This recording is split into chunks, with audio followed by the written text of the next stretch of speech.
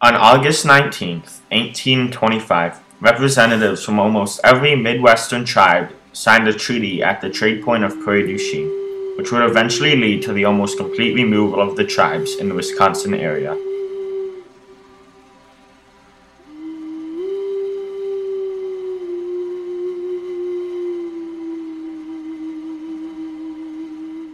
For thousands of years, Indians had lived in North America, unaware of civilization half a world away. Their lifestyle would soon have to adapt to new cultures, weapons, disease, and ideas of land ownership. That one could no more sell land than they could sell air. It was simply there for everyone's one's use.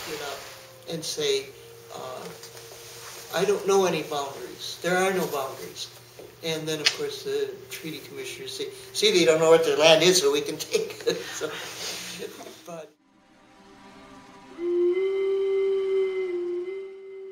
By the 1700s, Europeans had set up successful trade routes with several of the Indian tribes in the Midwest, the most important commodity being fur.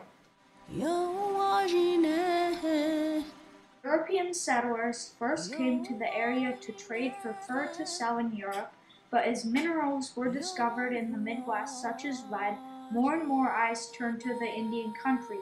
But the settlers could not go in since there was fighting between the tribes, and it was said to be too dangerous. And so the people who were involved in the fur trade, the relationship was very good with the Native Americans. But then you have the Yankees coming.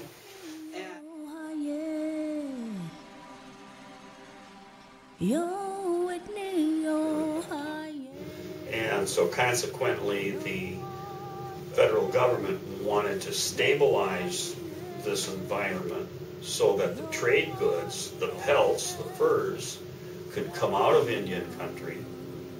The War of 1812 left many Indian nations in the Midwest at the mercy of the United States government, but the government saw it as a potential chance for the Indian people to side with the British one more time, who were still upset because they were defeated. Well, certainly any wars that went on affected Indians because people tried to make them allies.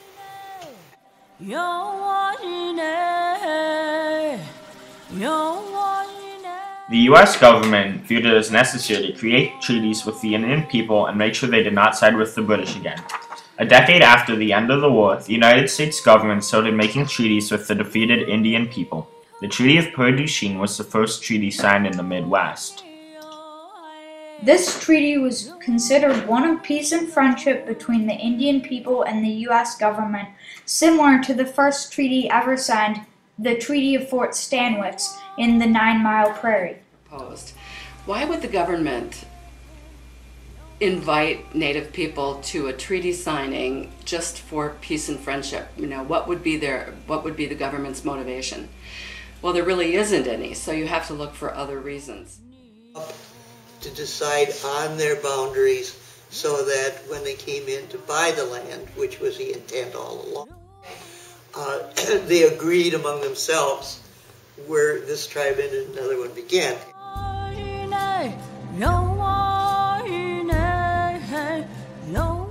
14,000 Indians from 7 tribes were at the signing of the Treaty of Prairie, as well as American explorer and diplomat William Clark. After over a year of no impact from the Treaty of Prairie, it almost seemed as if it truly was a treaty of peace and friendship. But soon after, land would begin to slowly drift away from the Indians. The 1825 treaty affected all the Indian nations that now, in the area that now is Wisconsin. This treaty in itself wasn't going to take away the land, but instead to identify the land for further treaties. The treaty of 1825 set the wheels in motion for the loss of land by all the tribes that were living in the area that became Wisconsin at the time. The Treaty of Prairie du Chien defined the boundaries between the Midwestern Indian tribes. And it can't negotiate land cession treaties with the Indian nations that live in the area until it knows who owns what land. As land cession continued through the Midwest, it was soon realized that the inevitable end for the Indians was that they would have to leave their ancestral homelands behind. Sauk Chief Black Hawk was one of the many tribal leaders who was affected by the Treaty of Prairie and later treaties. When his tribe lost all of their land in 1832, he led an uprising southwest into Iowa, where they were massacred by United States troops. He fled northeast back into Wisconsin until he and his followers surrendered in the 9 Mile Prairie, just east of Prairie du Chien.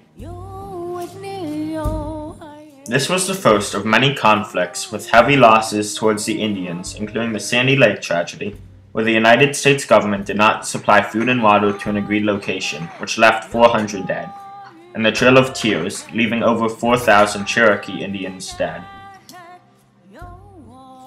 According to Julius Spears, who accompanied the Chippewa during the Sandy Lake tragedy, we traveled to Sandy Lake, and that was the hardest part of the journey, as we had to walk for about 6 days. In all, there were several thousand Chippewa waiting to receive their payments.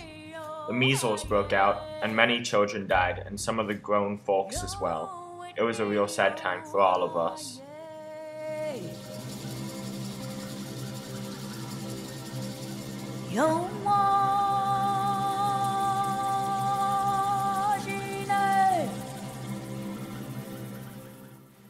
The United States never truly honored their treaties. The Oneida was once promised $400,000, which had already been set aside by the government, but they only received $33,550.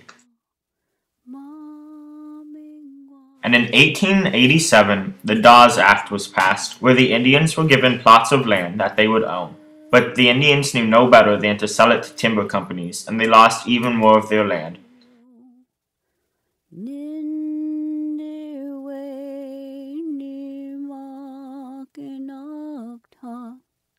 Paraphrase it. Our young people today, at some point in the future, you will see them sitting in the halls of government. The treaties are still very much in effect today.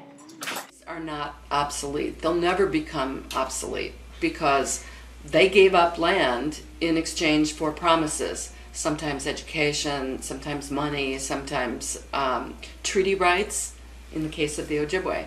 So those treaties are not something that just gets old and moldy and irrelevant. They will always be relevant to the people who sign them.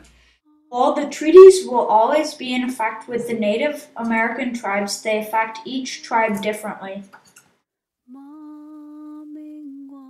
Involved in those treaties, the tribes retain and keep those rights. By 1827, which was only 2 years after the Treaty of Prairie, the second treaty in the Midwest was signed, effectively taking away land from the Menominee and Ojibwe.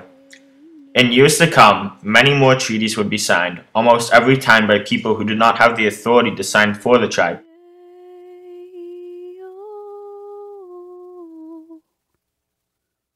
This would eventually lead to the almost complete removal of the Indian nations in the Midwest.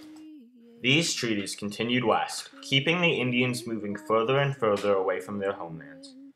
In the eyes of the United States government, these treaties successfully assimilated the Indian nations, but from the Native American perspective, the treaties were responsible for their loss of land and tragic events such as the Trail of Tears and Sandy Lake tragedy. The Treaty of Prairie was one of the first instances of diplomacy between the United States government and the Indian nations. In the years to come, the same process used here would eventually remove almost all indigenous tribes from their homelands.